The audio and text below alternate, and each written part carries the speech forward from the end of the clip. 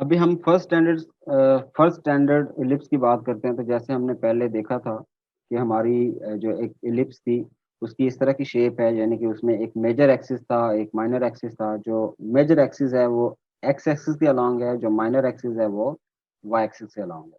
तो ऐसी जो हमारी शेप होती है इलिप्स की, उसकी कुछ खास किस्म की प्रॉपर्टीज होती हैं। उनमें सबसे पहले कि उसकी इक्वेशन क्या होती है, वो इक्वेशन हमने डिराइव भी की है, और वो x square divided by a का square plus y square divide by b का स्क्वेयर इक्वल टू 1 होता है।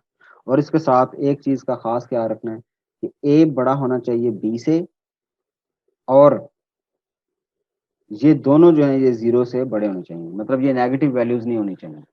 ठीक है, ए और बी की वैल्यूज जो है हमेशा पॉजिटिव होनी चाहिए। ठीक है, तो ये इस इक्वेशन सॉरी इस इलिप्स की इक्वेशन हो गई, जो हमने डिराइव भी की है अपने हाथों से।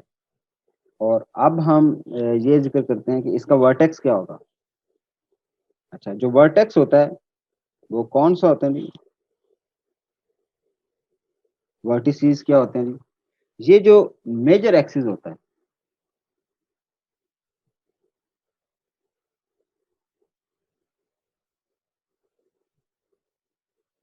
आपको मेरी आवाज आ रही है?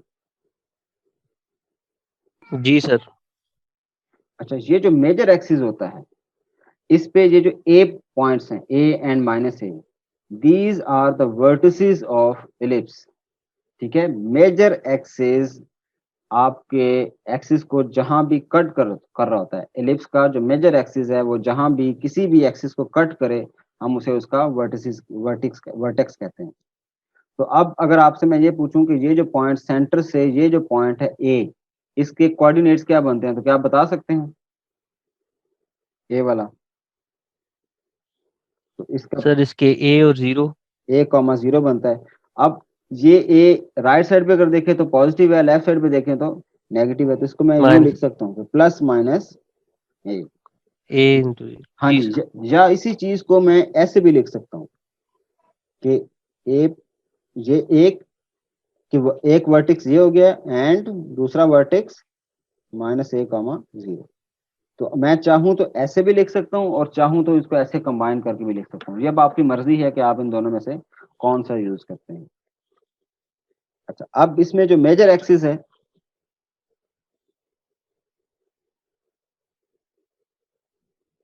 मेजर एक्सिस इस केस में हॉरिजॉन्टली है,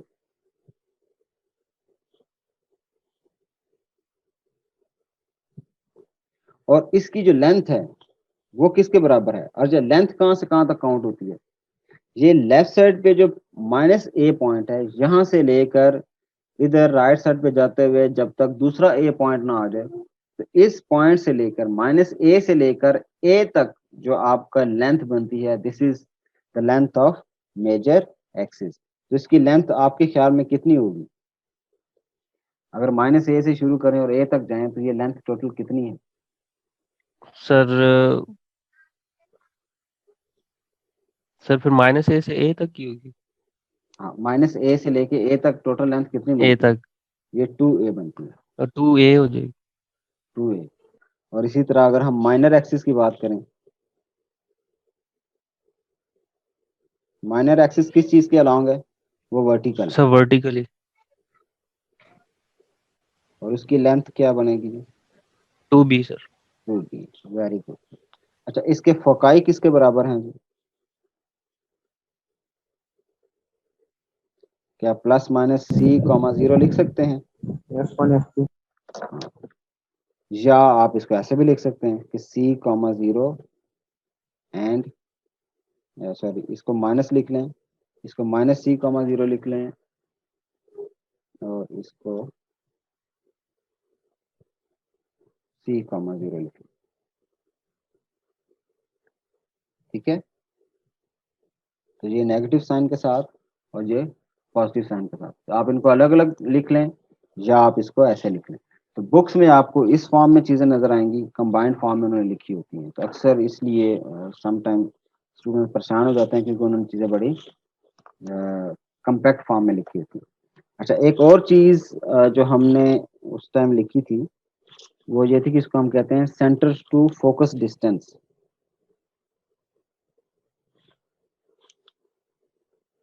सेंटर टू फोकस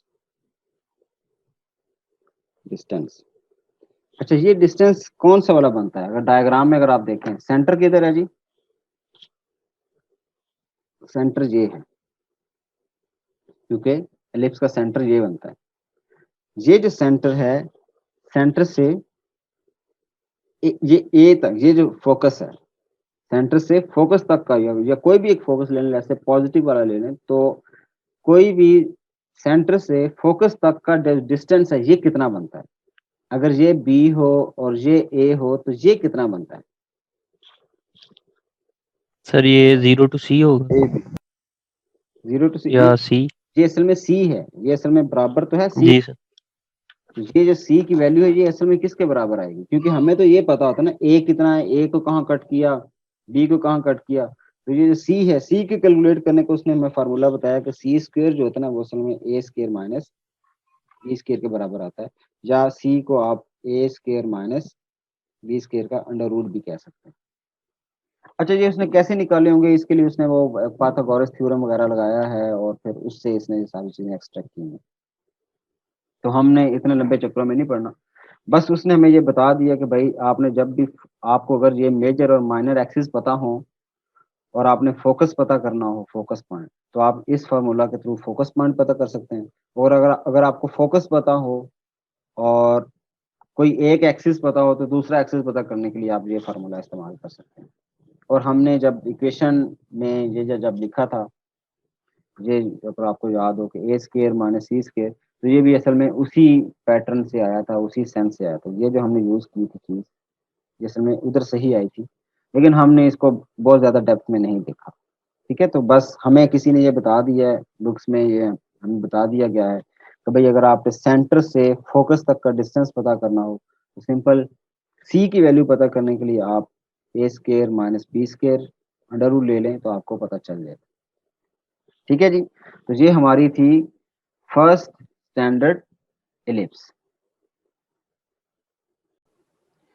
हमारी जो सेकंड स्टैंडर्ड एलिप्स है, उसकी जो शेप है वो इस तरह की होती है। जो हमारी प्रीवियस वाली थी वो एक्स एक्सिस के अलोंग ज्यादा स्ट्रेच हुई थी, लेकिन जो हमारी सेकंड वाली स्टैंडर्ड एलिप्स है, वो वाई एक्सिस के अलोंग ज्यादा स्ट्रेच है और एक्स एक्सिस के अलोंग कम स्ट्रेच है। तो इसका मतलब है कि इस एलिप्स का जो मेजर एक्सिस है वह वाई एक्सिस के अलोंग है, तो इसके फोकसेस भी वाई एक्सिस के अलोंग होंगे। तो याद रखें कि जिस भी एक्सिस के गिर्द आप, जिस एक्सिस के अलोंग आपका मेजर एक्सिस होगा, फोकस जो होंगे, फोकस पॉइंट्स, वो भी उसी एक्सिस के अलोंग होंगे। तो इस केस में हमारे जो फोकसेस हैं वो F1 F2 जो हैं वो वाई एक्सिस के अलोंग हैं, और वाई एक्सिस के अलोंग जहां हमारे ये वर्टेक्स हैं, वर्टेक्स ए माइनस ए है, ये वाई एक्सिस के अलोंग आ गए, तो माइनर एक्सिस जो है वो एक्स एक्सिस के अलोंग होगी। तो अब इसकी जो डेफिनेशन बनेगी, ये आप इसको डिराइव भी कर सकते हैं, जिस तरह हमने पिछले केस में डिराइव किया, आप इसके केस में भी डिराइव कर सकते हैं अगर आप चाहें तो। हम फिलहाल नहीं करेंगे, आप अगर ट्राई करना चाहें तो लाजमी कीजिएगा। तो इसकी जो इक्वेशन बनेगी, वो इक्वेशन क्या बनेगी जी? हमें ये पता है कि भाई जो हमने प्रीवियस नॉलेज हमने गैदर किया है, उसके मुताबिक जो बड़ा एक्सिस है, जो बड़ा एक्सिस है, वो क्या डिफाइन करता है? वो देखते शेप डिसाइड कर रहा होता है। तो अब अगर आप इसमें देखेंगे तो इसमें जो इसमें जो एक्स एक्सिस है, जो एक्स स्क्वायर जो है, एक्स एक्सिस इधर है, तो इसके अलोंग हमारा कौन सा एक्सिस आपको नजर आ रहा है? Major b. एक्सिस एक्सिस के अलोंग है, और माइनर जो है वो वाई के अलोंग है। तो ये बी चूंकि आ रहा है, तो इसका मतलब एक्स स्क्वायर के नीचे बी का स्क्वायर आएगा। ठीक है, और प्लस वाई स्क्वायर के नीचे ए का स्क्वायर आ जाएगा, और ये इक्वल टू 1 होगा। और इसमें अगेन वही कंडीशन है कि ए बी से बड़ा होना चाहिए, और ये जो है ये 0 से बड़ा होना चाहिए। तो इसका मतलब है कि अब जो बड़ी वैल्यू है, जो ए है, जो कि अब बड़ी वैल्यू, ए हमेशा बड़ी होती है, ये याद रखिएगा। तो जो भी बड़ी वैल्यू होगी वो उस कॉरिस्पॉन्डिंग एक्स स्क्वायर या वाई स्क्वायर के नीचे आएगी।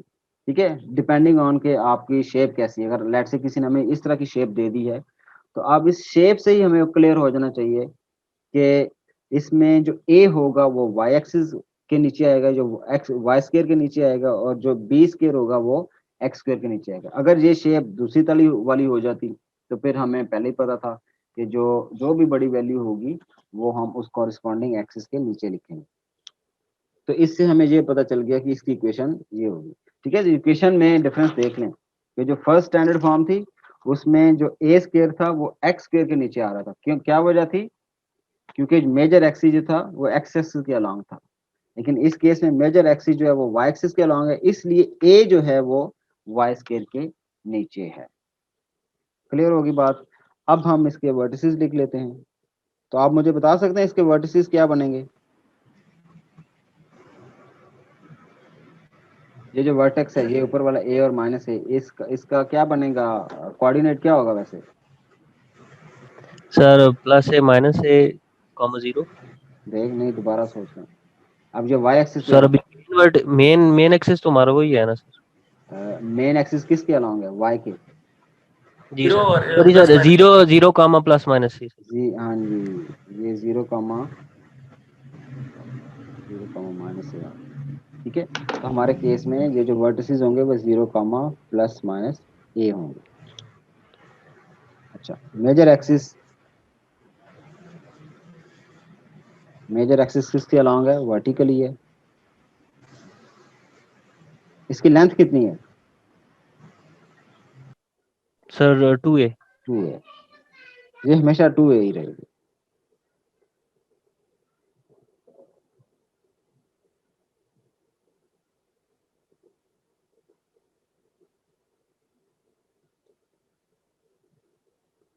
ये 2 भी आ गई।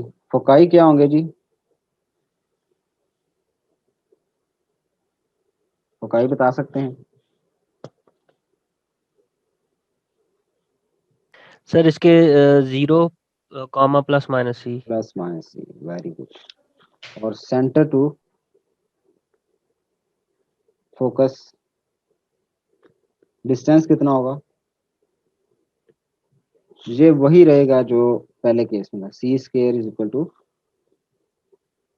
ए स्क्वायर माइनस बी का स्क्वायर।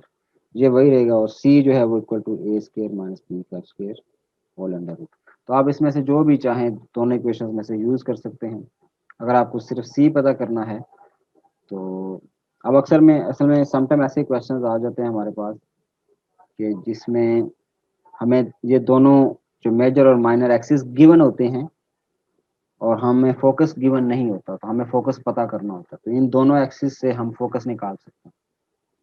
और इसी तरह कई दफ़ा हमें एक्सिस, ये जो एक्सिस है मेजर या माइनर, ये पता करने होते हैं क्योंकि हमें सिर्फ फोकस पता होता है। तो इसलिए इस तरह के हमारे पास कुछ क्वेश्चंस आ जाते हैं, तो उनको सॉल्व करना इजी हो गया। तो इसका मतलब है कि अब हमने जो हमारी दोनों स्टैंडर्ड्स एलिप्सिस थी हमने उनका जिक्र कर लिया और उनको देख लिया कि उनकी शेप्स कैसी होती हैं, उनकी इक्वेशंस कैसी होती हैं, उनके वर्टिसेस कैसे होते हैं, मेजर और माइनर एक्सिस का मतलब क्या है और वो किसके अलोंग होते हैं, उनका टोटल लेंथ कितनी होती है, फोकाई किसको कहते हैं, और बाकी के सारे जो बेसिक कॉन्सेप्ट्स हैं वो हम अंडरस्टैंड कर चुके हैं। ठीक है जी।